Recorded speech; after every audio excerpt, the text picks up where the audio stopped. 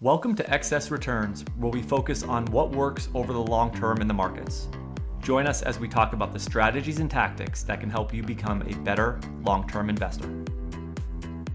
Justin Carbonneau and Jack Forehand are principals at Validea Capital Management. The opinions expressed in this podcast do not necessarily reflect the opinions of Validea Capital. No information on this podcast should be construed as investment advice. Securities discussed in the podcast may be holdings of clients of Validea Capital. Hey guys, this is Justin. In this episode of Excess Returns, Jack and I discuss the long-lasting contributions Warren Buffett has made that go beyond his incredible track record over the past 55 years. From educating investors to maintaining a consistent message, to preaching discipline and long-term thinking, to promoting low-cost investment products and sensible investment strategies for most investors. We discuss these contributions in detail, all of which go far beyond Buffett's performance. And given it's the end of the year, we want to wish everyone listening a safe and happy holiday season. As always, thank you for listening. We hope you enjoy the discussion. Okay, today we're going to talk about an article that I wrote. The title of the article was 8 Timeless Buffett Contributions That Go Beyond Returns and Buying Shareholders. I actually wrote it a few months ago. It's actually one of the most popular articles that we've put out this year.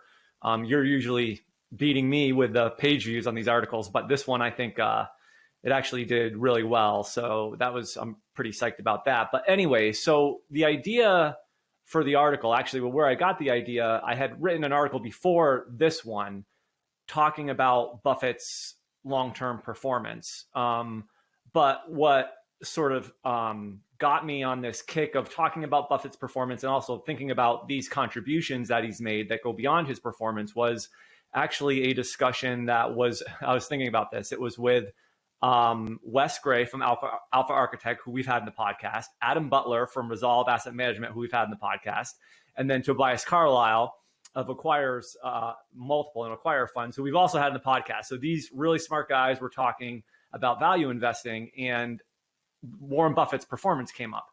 And they were sort of going back and forth about how actually over the last 10 or 15 years, the performance of Berkshire Hathaway actually hasn't been that great. But then Wes made the point, and this is kind of where, like I said, where I got the article idea from. Wes made the point that, regardless of his performance, these shareholders, the people that are invested with Buffett and in Berkshire Hathaway, they've stuck to the plan.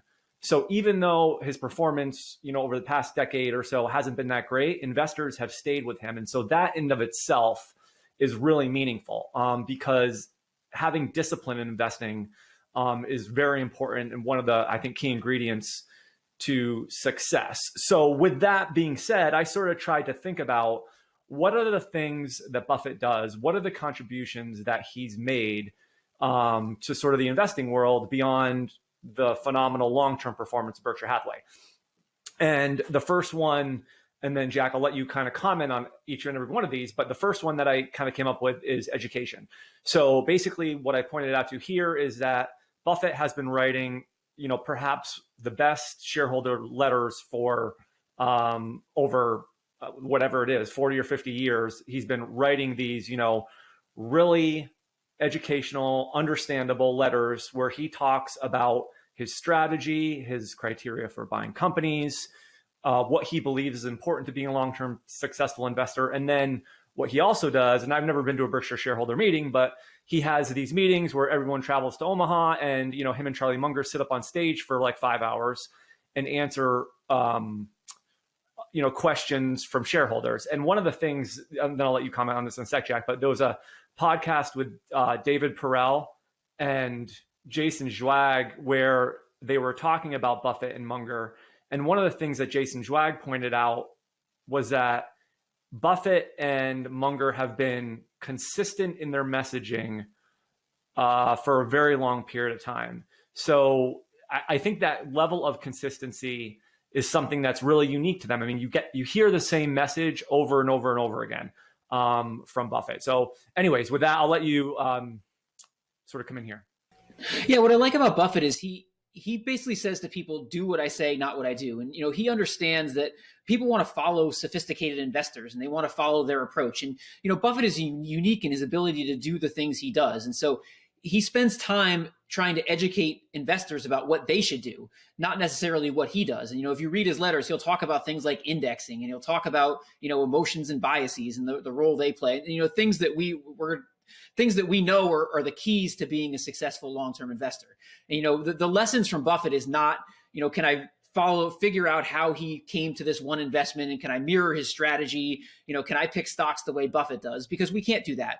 But what he does a great job of is he does a great job of giving people the tools they need to do what they can do themselves. And, he talks about fees and indexing and the things that really are most important to individual investors, not, picking the exact right company. Right. My second point was he oftentimes promotes the importance of controlling your emotions and sort of overcoming and combating your biases. And one of my favorite quotes from Buffett is, he said, "To invest successfully does not require a stratospheric IQ, unusual business insights, or inside information. What is needed is a sound intellectual framework for making decisions and the ability to keep emotions from corroding that framework." And a lot of, I think, the discipline and sort of a lot of that philosophy comes from Benjamin Graham's The Intelligent Investor, which Graham was writing about, behavioral finance before behavioral finance was even a subject in finance.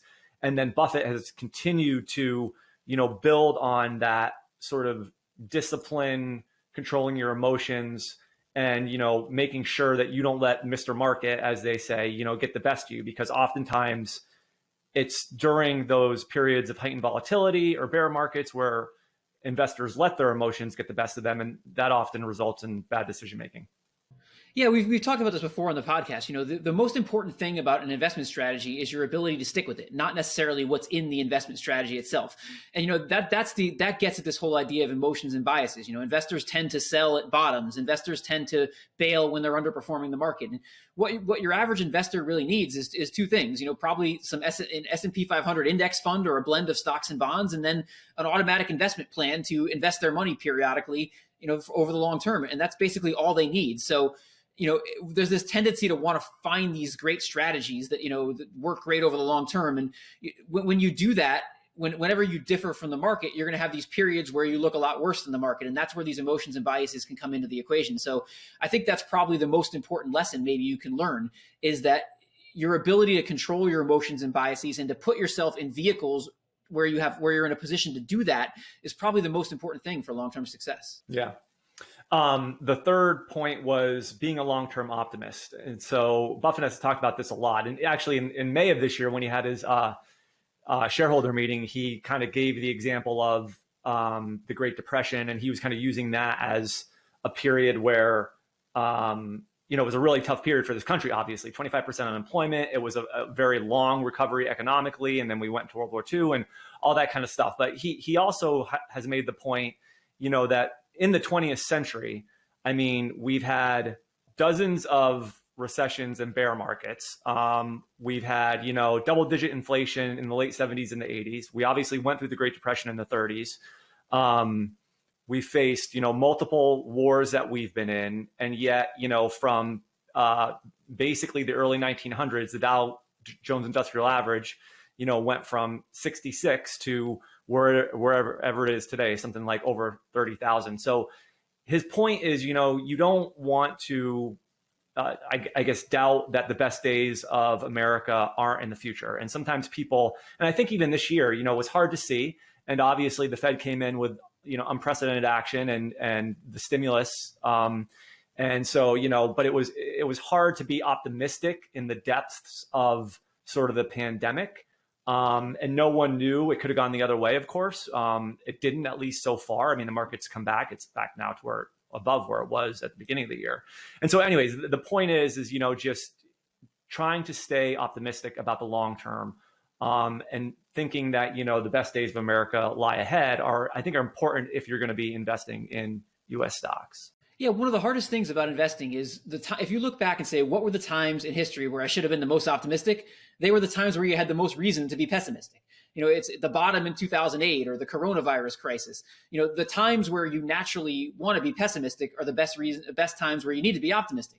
But for most people, they shouldn't be getting in and out during these periods anyway. And so that's the larger point here is the market goes up more than it goes down. And everything we've seen in the past that looked like a crisis that could derail the market didn't do it in the long term. So the best thing for most people to do is just to look through these crises and just keep investing, because the odds are stacked in your favor. The tide is going with you when you invest, and you're going to lose money at times, but at the end of the day, 30 years from now, you're going to have a lot more money than you did when you start. That's a great point. And just to build off that, and this was my next point, is, he promotes, to your point, most investors should just be buying the market, dollar cost averaging in, don't worry about market timing.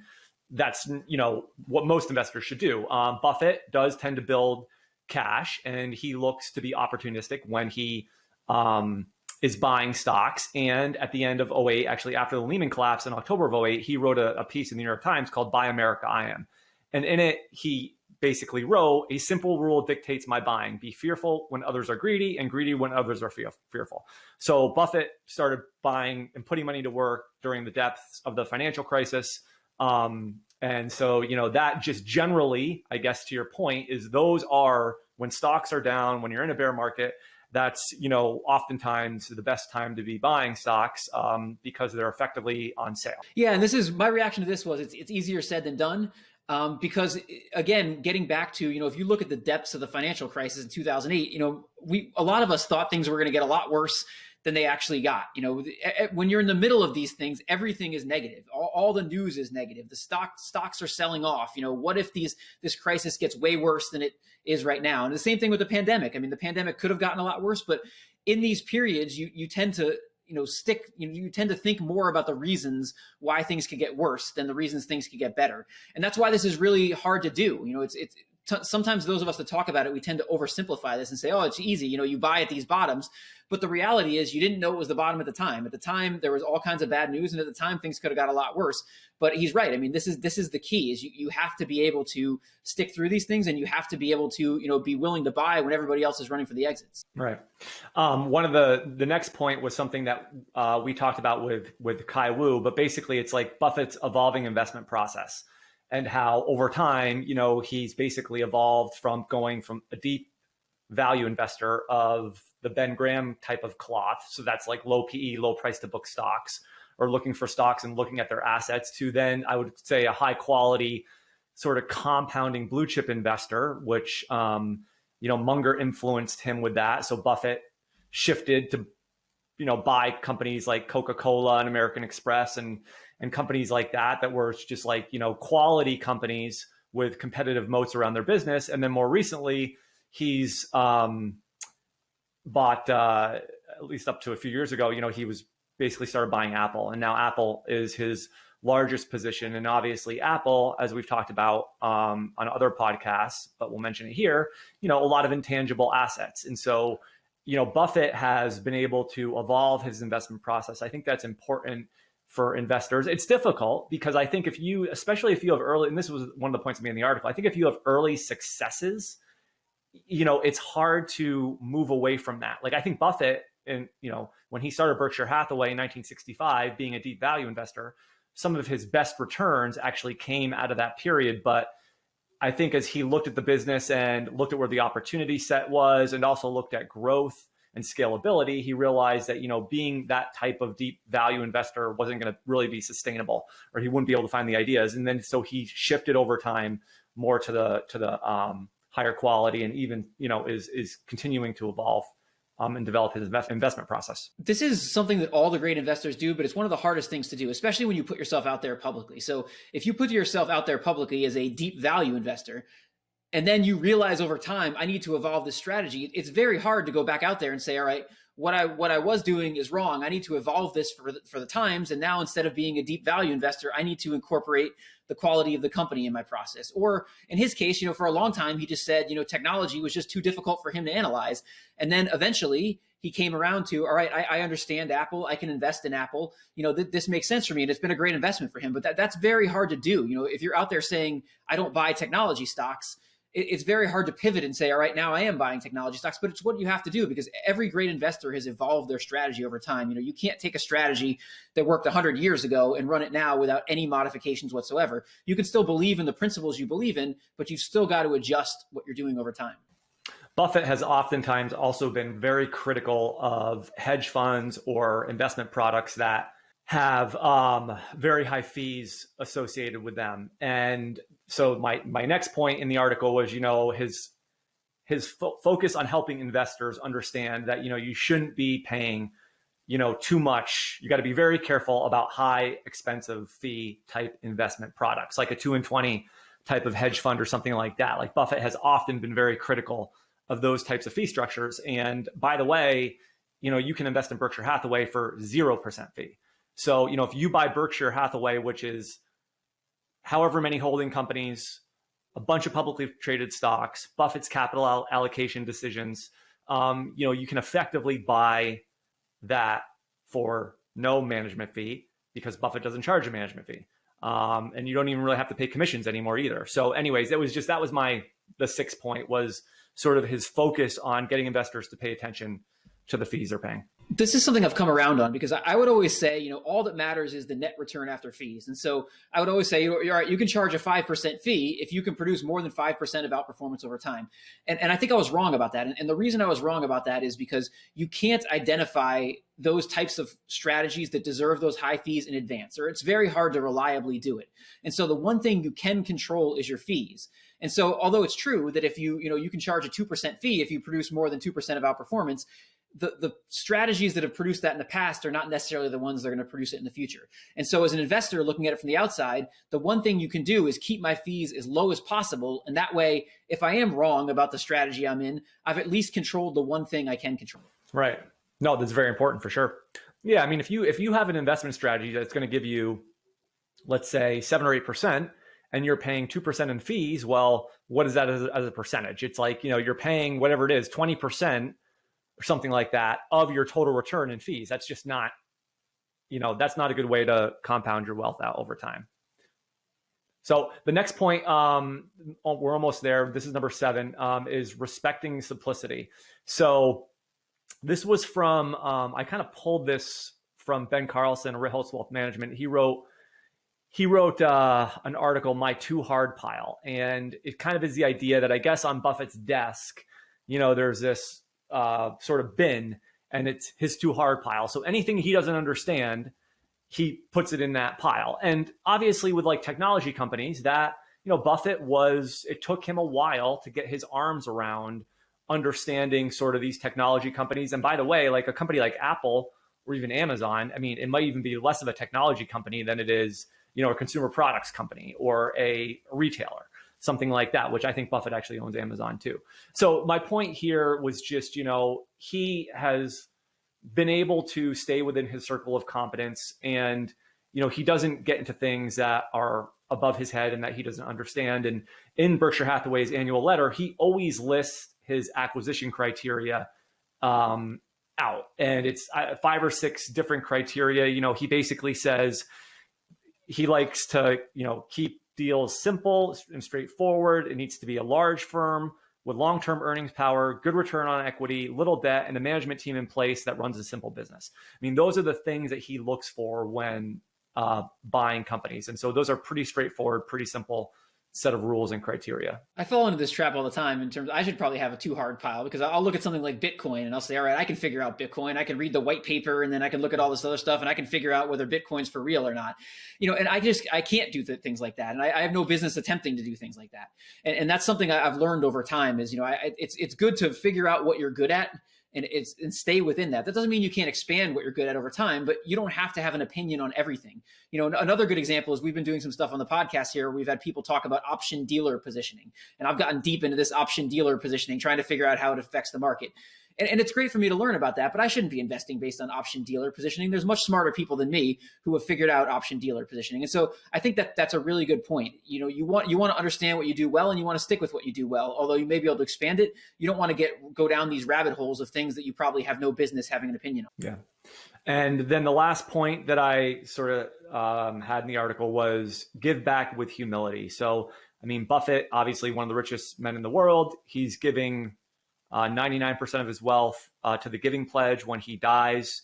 And, he's always maintained what seems to be a relatively humble lifestyle. I mean, driving like I don't know, it's like a Cadillac he bought like a few years ago, living in the same, house in Omaha that he's lived for a very long time. I mean, you don't see him on, buying these crazy yachts or anything like that. Certainly he could afford it.